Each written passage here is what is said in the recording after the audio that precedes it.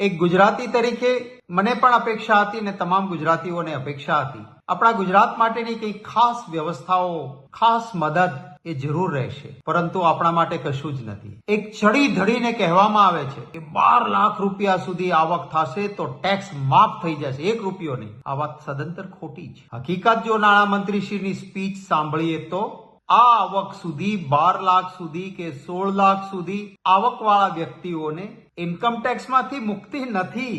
Net ઉપર જોતા હોય ને, ઇન્ટરનેટ ઉપર, તો લોભામણી જાહેરાત વાળું આવે, આપણને થાય કે ઓહો આમાં તો ફાયદો જ છે, લાવો ને લઈ લઈએ. પણ એમાં નીચે ઝીણા અક્ષરે લખ્યું હોય ટર્મ્સ એન્ડ કન્ડિશન અપ્લાયઝ. બજેટમાં રોજગારી વધારવાની કોઈ નક્કર વાત નથી. આજે યુવાનો સૌથી વધારે પરેશાન, ટેલેન્ટેડ, મહેનત કરનાર યુવાન છે, એને નોકરી નથી. એમ્પ્લોયમેન્ટ જનરેશન, નોકરીઓ વધે એ માટે બજેટમાં કોઈ આયોજન નથી કર્યું, એ દુઃખની બાબત છે.